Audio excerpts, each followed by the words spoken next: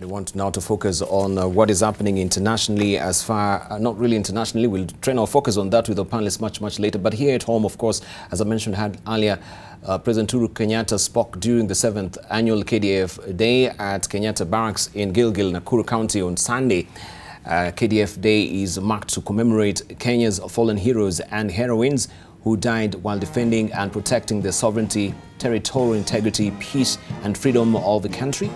The president said Kenyans are proud and appreciative of the proactive role played by KDF in security operations and peace initiatives in the region, especially in the fight against terrorism, a challenge that continues to create fear and despondency among population.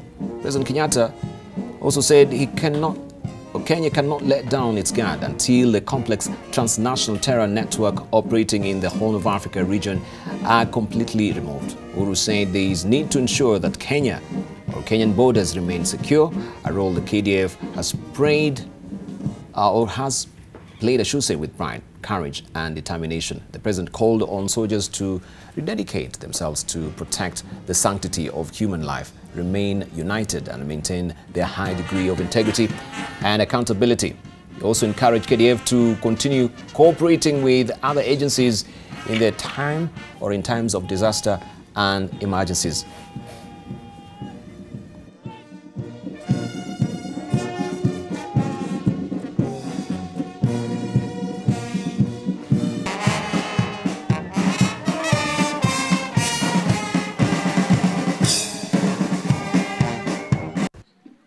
Indeed, Kenyans appreciate the role the Kenya Defence Forces continues to play in the promotion of peace and security within the region and beyond. Ladies and gentlemen, we must also recognize that today we live in an age of complex transnational threats to both national and international security. Our region continues to experience major security challenges emanating from terror networks that emerged and have thrived by taking advantage of the ungoverned spaces in the Horn of Africa. These networks continue to target our people in order to create fear and affect our everyday life. For this reason, our entry into Somalia in 2011 was informed by the threat that our nation faced then and now. And so we will continue to maintain our presence in Somalia under AMISOM until our security objectives and those of the international community are achieved, including the restoration of peace and stability in Somalia. I wish to acknowledge the fact that Kenya has been a major troop contributing country to international peace support missions. And in this regard, Kenya has over the years remained receptive to requests to contribute to peace operations in our region and beyond. This is an indication of the importance that we as a government attach to regional and international peace and security. Additionally, and on approval by the National Assembly, our defense forces may be deployed to restore peace in any part of our country affected by instability. Ladies and gentlemen, as a nation, we must continue to have the assurance that our territorial integrity and the lives and property of our people are secure from external threats. We must always remember that, as demonstrated by practical experience in other parts of the world, sustained social economic development has always been built on the stability that results from guaranteed security. Since our independence, our defense forces have been inspired by a sense of dedication to duty, pride, and professionalism. Kenyans, too, are proud that our defense forces has continued to maintain high standards of professionalism and discipline, therefore emerging as an efficient, modern, patriotic, and respected military force. I want to state without any fear that I am proud to be your Commander-in-Chief. I have noted over the years the pride and confidence of our people in their defense forces, and this has never wavered. Of course, we do appreciate our heroes and heroines in Somalia, and for them also who have lost their lives, as far as, making sure that Kenya is safe and secure. They always say, we go to war, not because of what is ahead of us, but what is behind us, the people that we do love. And of course, we want to continue this conversation with our panelists this morning, just looking at the 7th anniversary of celebrating our heroes and heroines in Somalia. Since we sent our troops in Somalia so far, what are the learning lessons? And of course, what are some of the highs and lows that we can pick up from that particular exercise that is ongoing in Somalia? Maybe we can just begin with you, Lucy, first of all, because I know you run True North, which is basically focusing on veterans, especially war veterans, people who have retired from the army troops as well. But looking at this particular celebration that we had in Gilgil, and the President has spoken glowingly about also our soldiers as well, what has been your experience so far with the veterans? Some of them they've retired from the force, and some of them, they feel that they're not adequately compensated or appreciated. And of course, for the families, even as we're maybe celebrating and acknowledging, their sacrifice, some of the families, they don't know the whereabouts of some of the troops that, got lost during the El Ade attack. And up to now, they have no whereabouts of their family members, if they're dead or not. Some of them, of course, we saw the videos doing rounds on social media and claiming, yes, we're still alive. But up to now, we've not gotten any updates. Briefly. Briefly, I don't know about briefly, but I'll give it my best shot. My personal opinion is that that day should not be a day of celebration, but one that is observed and just one that is meditated upon. Because I think to term it as, a celebration does not take into account the holistic picture that this war is all about. You're celebrating the heroines and the heroes, Yeah, but you can't celebrate those who have died, can you? Of course we cannot. Yeah. And I guess that's the thing that is there. There seems to be a dichotomy of those who are serving and are alive and those who are dead. And so there's nothing to say about that. But there's actually a larger majority that is in prison, that is in hiding, that is at home, running scared, and that is a huge burden to their own families, that is suffering a lot due to this war. And that's what I want to talk about, because even as you talk about those people who have retired, majority of them, it's not an issue of retiring. I don't think that in the history of this country there has ever been a higher number of deserters in this country, in the military, as there is right now since this war began. There has not been a high number of soldiers who are in prison as it is today. Those who have been court-martialed due to desertion. And also, there has not been a time when there has been such a high attrition of soldiers who are even before the age of 30. Most people ask me all the time, what do you mean you're retired? You're so young. I'm like, they're even younger people. But for me, it was like, it was a voluntary resignation of my commission. But there are those who are pushed out, there are those who are kicked out, and there are those who just exonerate themselves. And that's what I want to focus on, because they're not talked about. and it's not something that they bring upon themselves. I remember my the first time I came here, and I talked about war-related psychological wounds, and I said nobody is exempt, and I myself also suffered from that. But what is important to mention is that these psychological war wounds not only affect people's ability to work, but it affects their ability to live, it affects their ability to even desire to live. So even when we talk about the soldiers who fought the war, there is also not been a higher time that there are so many suicides that are war-related directly, and those are things that we are not talking about. So that is the people that I'm talking about. Those people who have actually suffered as a result of this war. There's a lot of conversation of not talking about it, that it emboldens Al-Shabaab. I don't buy the idea. I personally will not, you know, be dictated upon by Al-Shabaab in as far as taking care of people who have made great sacrifices for this country with very little, and it having a big cost on their families, their marriages, their parenthood.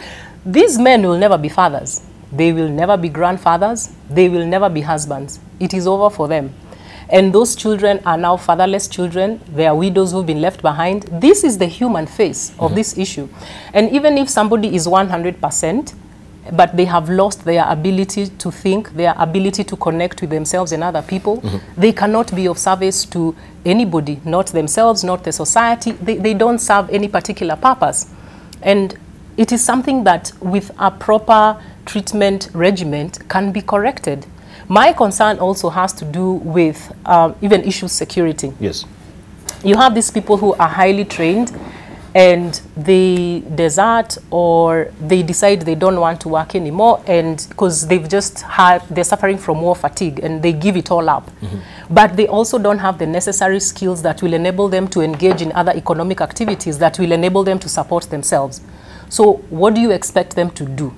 A man's got to eat, a man's got to feed his family. He will use what he has in his hands. What do they have in their hands?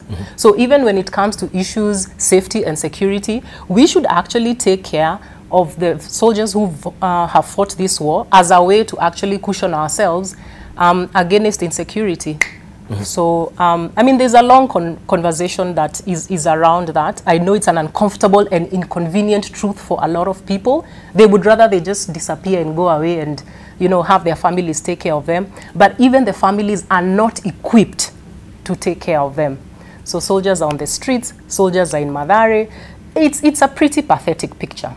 Yes. Of course, we shall look at the mental health rigors that come with it, you know, the post-traumatic stress that really comes also from, you know, the war as well, and what also your organization is doing. But just looking at the entire, you know, season or period that we've had KDF in Somalia, what are some of the high spots that we are learning? Because people were saying there's been, or they've been there long overdue, and the question has been, is there an exit strategy so far?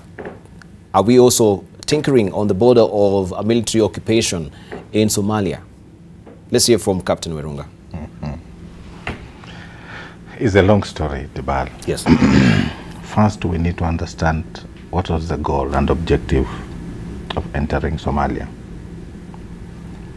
Then we must see what the country did before they rehearted into AMISOM.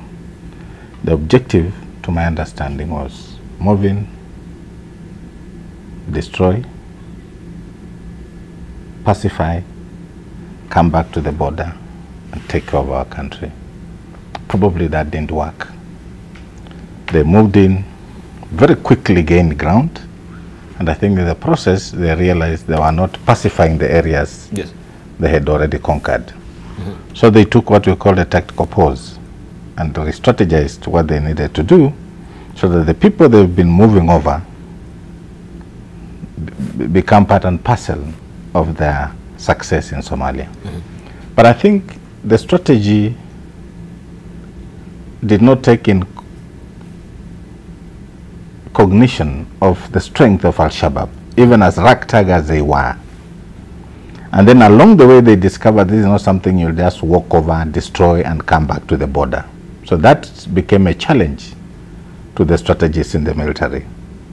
And by the time they were taking over Kismayu, part of the areas they were supposed to have occupied and pacified and conquered started re-emerging again. So you start getting people attacking you from the back, as opposed to you taking charge of the territory and ensuring that you take charge of that. So I think the strategy of rehatting into AMISOM was a very clever strategy for the Kenya government. So that even as people are talking about exit strategy not being there, now you don't have to ask them what is the exit strategy, because they move out as AMISOM moves out. And therefore that has been covered by AMISOM strategy. And we hear they're supposed to move out in 2020. Now, if Kenya was to decide today to move out or remain in Somalia, that will be a unilateral decision by the government of Kenya, not an AU decision. What are the implications? Ambassador Mwenchi will tell us. Because as you move into AU, it has its own plus and negatives. Plus, because you are not spending your money anymore. The equipment will be refunded. All those that have been destroyed will be bought back for you. Some allowances will be paid by the UN. But if you went there alone, the economic strain on Kenya before they rehatted into Somalia, into AMISOM, was so massive that by the time they were actually moving into AMISOM, we had started noticing strain on the operations of the military in Somalia. So that is one aspect of our moving into Somalia. Destroy, capture, move back to the border and take over our country. It didn't work out very well, but somehow we moved into AMISOM. So what else then do we have to look at as we speak about now this day? This day was created for two folds. One, to celebrate our heroes and heroines. But two, it was actually the starting of the first celebration for KDF as an institution. Most countries celebrate their militaries. They have official days. Kenya, we never had any. So I think what we've lost, and maybe that's where Major is coming in, we've lost the plot. Are we supposed to talk about our heroines and heroes, or are we talking about the fallen heroes? Yes, or you see, are we talking about the heroes who are still in? Yes, I think that's where we are not getting it, and therefore this kind of celebration should be very clear. If we are talking about those who are back, they're injured, they're traumatized, we need to see some of them there. We are shown and we salute them. Then you talk about that and tell these are some of the people who survived, who fought for us as a country. Who were missing conspicuously from this. They were missing completely. Yes. So I think the agenda of this whole thing must be made very clear so that we know, while you are celebrating KDF as an institution, you're also celebrating those who suffered, fought and died for this country, because that is a sacrifice. So I think that's where the plot is. But I'm also told from grapevines, you know, we hear these things. Yes. And she was one of the psychologists. They never had any institution, any center. But I'm told now the KDF is working on a state-of-the-art institution. They're actually coming up with a serious center for taking care of our soldiers, those who are traumatized, those who are sick, those who are amputated. So I think in totality, Diban, we need to relook at what we want to tell Kenyans about KDF Day. Are we talking about the institution, or are we talking about also about our soldiers, men and women, who paid the ultimate price, and those who suffered and were maimed for the cause of this country? I think that's where the whole thing should be relooked at, have a different narrative, and then the next one should be fully anchored on what we want to tell Kenyans about the KDF Day. Yes. Maybe we can hear also from Ambassador Rasas Mwencha, because from the African Union standpoint, 2020 is when now they plan to pull out of Somalia. We've heard from the president, he's very categorical that yes, we are not leaving Somalia until Al-Shabaab is neutralized, until they're obliterated. And of course, we can see them also, they've gained new tactics and stratagems as well, as far as making sure that attacks are here and there, on a low scale but high impact way manner as well. So what does this portend, and where does it leave Kenya? If AMISOM really pulls out in 2020, will we be saddled with that responsibility and also the finances to actually make sure that this operation still goes on, which as it is right now, it's actually a big burden for the country as well, because I think Kenya is spending more than $1 billion US per year on counterterrorism. So that is a huge, huge, tidy sum of money to keep the soldiers on the ground, and entirely maybe when we're talking about counterterrorism broadly. Thank you, Dibal, for those pertinent observations. Let me, first of all, associate myself with what the professionals have said. And in that context, ask ourselves a question. Why did Kenya, well, before I talk about Somalia, I think if you look at the statement the president made, it was more than just Somalia. He talked about Kenya's contribution to the international community, having contributed, and if you look at Kenya's history, we've been to former Yugoslavia, we've been to Namibia, we've been to Sierra Leone, we've been to South Sudan, and they seem to be bringing that out. And of course, with the utmost respect to what Lusa said, of course we know when you go into war, you are going the arms way, and there will be casualties. I think the challenge, and rightly so as Lucy says, how do we handle those that have been injured, those who have died? And I think, as Werunga said, let's continue to perfect, because I think this is a new territory maybe for us, our tools, how we manage this. But coming then to the question you ask ourselves, before Kenya went into Somalia, we were more or less in a stalemate. I happened to have been in Addis Ababa at that time, and it was one of our big headaches. And by the way, I even went to Somalia to look at what was happening on the ground soon after, you know, just at about the same time. Here is the challenge. And I think Simi has put it very clearly. You see, when Kenya went into Somalia, it was at the backdrop of our economy also being hit. So when you talk of $1 billion that we spend, how much have we lost in terms of economic performance? Think of the tourism industry that started to disappear because of terrorism. Think of investment that was not going to come in our way because of terrorism. So Kenya was forced to go, in fact, against international norms that normally you don't intervene in your neighborhood because of this kind of thing, because you can see the insurgents that come in because they see us as a direct enemy, the insurgents I mean. And so it's a very delicate thing. But when Kenya went there, it changed. It was a game changer.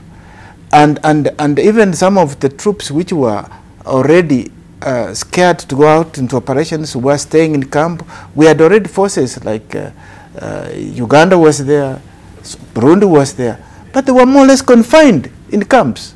Because, as he says, they go and conquer the territory, move out, Al-Shabaab takes them over. But why is this the case? It is the problem of Somalia. And I think this is what is not being addressed. It is not enough to go and chase the Al-Shabaab, because what they do is melt in society, throw away guns, bury them, and they become civilians. They're okay, you can't identify them. But the moment you move away, they get the guns from the soil and they start operations. What has been lacking is international community to invest enough to support Somalia in its own security reform, that they can be able to train police, train army, bring governance, bring development, because already the government of Somalia is seen as being very far from the people. So the Al-Shabaabs are with the people. They are the ones who are seen as providing health, providing security. And so people dissociate with them. We even tried to train some of the policemen. But because the government is broke, they could not pay them. You train them, but they're taken over by the enemy. So it's a very complex subject. But all said and done, I am not, and this is one area where I agree with Trump, when I disagree with many things he says, that you cannot fix a date. You cannot fix a date and say by 2020, yeah, we'll pull out. In fact, today, if you look at international security, they will tell you that Al-Qaeda, which is very much aligned to Al-Shabaab, is more latent than it was even at the time of, you know, when we were getting into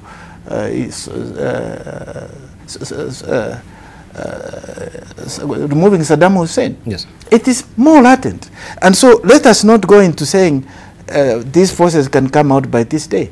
If you go to Congo, the UN forces have been there since the 1960s. Why have they not left? Because the situation has not stabilized, and of course the mandate given is not also good. So let's give the proper mandate, but let's also support Somalia so that they can have proper security reform, and let us then make sure that as a country we cannot say we move out because we'll still go back to square one, vulnerable as we were before we went in. But is that now, if you say that, what sort of metrics are we using to, you know, come up with that suggestion as well? How do we know that we'll still go back there in the first place? Because also them, from the other side, they're saying if the KDF, they pull out from Somalia, then this particular attacks, like what we saw just in May at Dobli, where 8 KDF soldiers, they died. And of course, this was between the border of Kenya and Somalia there, while they were coming from the Dadaab camp as well. So their cry is, come out of Somalia. And of course, we'll actually completely stop this particular attacks that, which is ongoing with using the IEDs as well. But do you hold with this view that they should stay there? And are they staying there in perpetuity? Because now the notion is that if they stay in Somalia, then we have peace here, then our economy will boom. But at what expense? Maybe we can actually look at the cost-benefit analysis critically. This is a very complex issue, perhaps that the country, our country, Kenya, has never faced since our independence in 1963. The issue is, once we got independent, we set out on stability and economic development, secure foreign policy and everything. And we never had any idea that we will going in to invade our next door neighbor. Kenya's been very hesitant. But let us look at this issue from a global picture and then bring it down to our understanding. In my opinion, the highlight of our involvement in Somalia was securing Kismayu. It was classic. It's never been done in the continent of Africa by any army, air, sea, and land. Landing precisely at the same time, securing the objective, and so it was a highlight. But what happened after that? When these heroes returned to Kenya, there was no celebration, except a news headline, we secure Kismayu and everything. That's how it ended. Now, how long are we going to be in Somalia? The point is, Somalia is not going to be peace tomorrow. It's never been, except during a short time of Siad Barre. That's when there was a little stability in Somalia. It's going to be continued warlords and what have you. So, and there's a point where the Amazon will pull out. But Kenya will still face border crisis. We have not secured our border. And this is something I've been saying consistently all the time from the beginning. Now, Kenya, like our friend Murunga say, destroy, capture, and move back. The Israelis have 3 Ds: deter, detect, and destroy. And there's nobody can venture into Israel and come out alive if you are going to interfere with the Israel. So the point is, how do we make sure that Kenya celebrate the heroes that have sacrificed their life on behalf of this country? Number one, I would not go in the army barracks to have a celebration. I will have celebration here in Nairobi. Get the citizens and the children carry Kenya flags, and the whole country captured to understand this is a memorial for our fallen heroes. Because each generation of Kenya is going to be called upon to sacrifice on behalf of this country. And it is important that the young people know why is it we are doing this. And then, you know, people will say, you know, the body bags and the people who comes back, you know, let's not talk about them, will incite the people. Talk about them. Create a national cemetery for these people and have the country celebrate and be part of it and become part of them. It is done in America. It's done in Europe. It is done in Japan. Thank you. That's what we need to do. Thank you, Professor. Maybe we need also to look at the prolonged, you know, stay also in Somalia and what it has maybe opened a spawning ground for other activities. Because we had recently, I think 3 years back, where journalists for justice, they came up with a black and white report on the sugar smuggling. If we just show it here. And we know that KDF somehow also were embroiled in this as well. And it says that sources from within KDF, Parliament and foreign embassies all described to journalists for justice a situation in which a high-ranking military official is at the head of smuggling network, which includes commanders of KDF forces within AMISOM, key figures in the Ministry of Defense, Immigration and State House, and that this network enjoys the protection and tacit cooperation of leaders at the highest echelon or echelons of executive and the National Assembly. Even as we're having this, of course, they say they need to be neutralized, are people also benefiting? Are people also profiteering from this war in Somalia? We know of what has been happening with the sugar smuggling in this country, and also we had cases of contaminated sugar in the country. And so there are reports that sources also are pointing to Somalia, where this particular sugar, the contaminated sugar, is coming. Briefly, you can talk to us on this. People are profiteering from this particular war. Are we using now the war in Somalia just as a guise for people to stay and some people in the upper reaches of government to benefit as well? You know, there's something called the war economy. The war economy. The war economy. It's about guns. It's about commodities. Military industrial complex. Yes. Yes. So that is an unfortunate outcome of this kind of operation in Somalia. But I think we also need to understand the complexity of Somalia as we know it. We are forgetting to mention international actors in Somalia. And some of these actors are not necessarily there to make sure Somalia stabilizes. Some of them want to perpetuate their interests, even as we fight to ensure that Somalia as a federal republic is safe and secure for its people. So we must be very clear. Look at Turkey's interest. Look at Egypt's interest. Look at United Arab Emirates' interest. Look at Qatar. You see? Look at Saudi Arabia. Now, come regionally here. What does Museveni want? What does Kenya want? What does Somalia want? I mean, Ethiopia.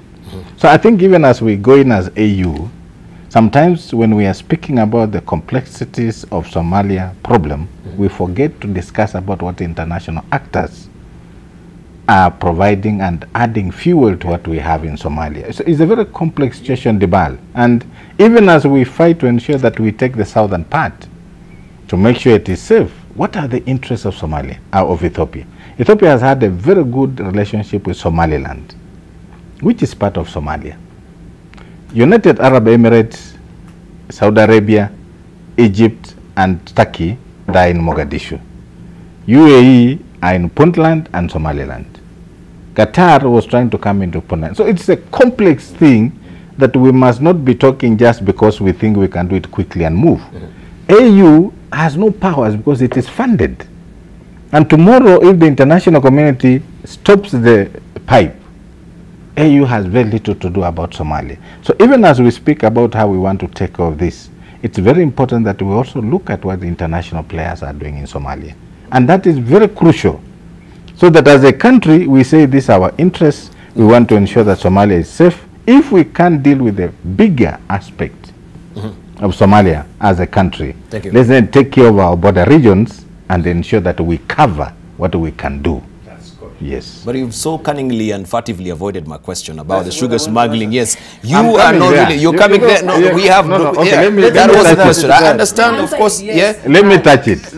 Let's hear from Lucy. Then we'll come back to Yeah. you. No, we give the opportunity. You are Yeah, pussyfooting around the issue. You know, Let's say yes. You know, there's no reason for beating around the Yes, issue. please. You know, like, honestly, this stuff, I just can't do it anymore. Mostly because, again, when it comes down to recognizing the people who have sacrificed everything because of something they believe in, we don't speak the truth, but we also scatter around issues.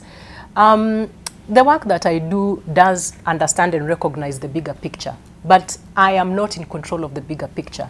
I am in control of what I understand that can be able to help these men who have actually suffered as a result of that war. Now, you talk about the military-industrial complex. Why would we think that globally, regionally, and locally, all the corruption that's going on that has to do with that complex affects everybody else and not us? Why would we think we are sacred cows? So the answer is yes, Dibala. All right, let's hear from Ambassador.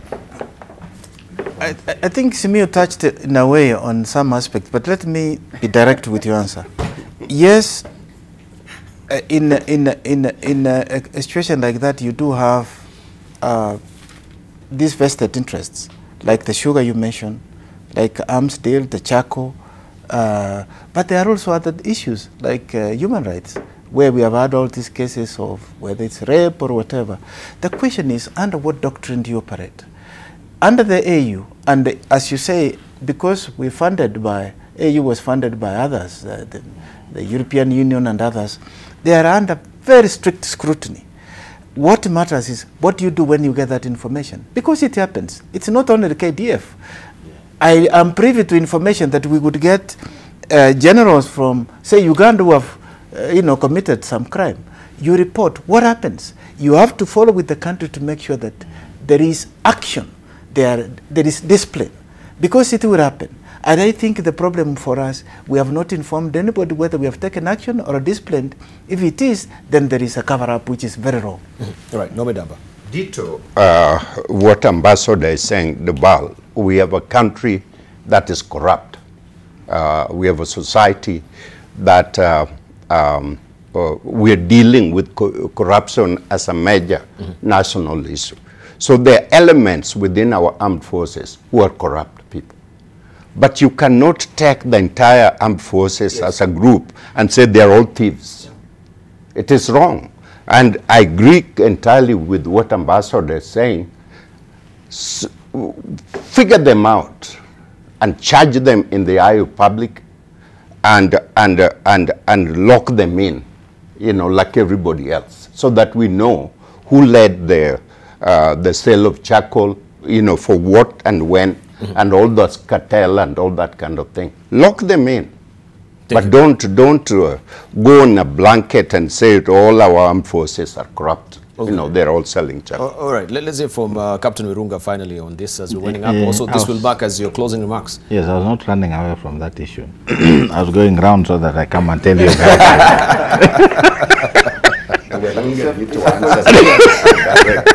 Now, this is the issue. We've had these stories for a very long time. Contraband sugar, contraband rice, charcoal. You know what happens in Uganda? Officers are court-martialed. We've seen it in public. Anything they've done in Somalia that is outside the law, they are court-martialed.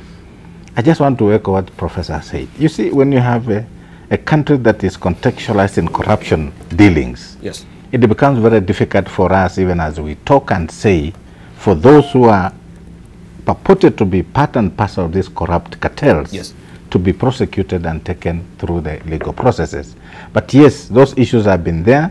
They have dented the military, but like we say, it is not the whole military that is part and parcel of this problem. Yes. There are very few who use their own within the military to perpetuate what they are doing. Right. Yes. All right. Closing remarks also from Lucy. Closing remarks. 30 seconds. 30 seconds, that I can work with. So mine, first of all, is my thoughts to Peter. we are still thinking about him. We still don't know anything about him. I'm still worried for him. Secondly, I think mine is just to say, let us try and get some perspective on issues. Let us also just continuously try to have the ability to discern what we are hearing, what we are seeing, what we are feeling, and just focus on what the reality is. Right. Ambassador Wencha. Very refreshing news from Ethiopia. I saw that cabinet of 50-50, and we continue to salute and encourage the Prime Minister. But also to think about what has happened internationally, where we have these double standards of Khashoggi. We didn't get time to discuss it. Yes, we didn't get This time. is where you see double standards in the West. Thank you. Professor Nomidama, finally. I'm opposed to having so many celebration or holiday celebration. But there's one that Kenya need to have, and that's a National Heroes Day, which involved the falling zero, involved the breakthrough in medicine, involved the extensive research in agriculture, involved ordinary Kenyans who become the hero. Yeah, thank you. Mashujaa Day is there. Thank you. Thank you very much, our panelists. I really want to appreciate you coming through this morning. Captain Wirunga, Simiu, thank you for coming through, who is the CEO of the African Institute of Security and Strategy. Also, we thank you, Lucy Mukuria, who is the CEO of True North and a military psychologist as well, Ambassador Erastus Wencha, who is the chairman of Trademark East Africa, and also the former Deputy Chair of African Union. Thank you for coming through. And also Nomi Demba, who is the Vice Chancellor of KC University and also an expert on foreign policy and defense. And of course, I'll leave you with this. If you've not grabbed a copy of the Black and White as well, you should actually take it. There is that particular report, Kenya Criminals Racket in Somalia, Journalists for Justice, that was released in 2015. You have all that report there. Thank you for your valued company. Have a lovely day.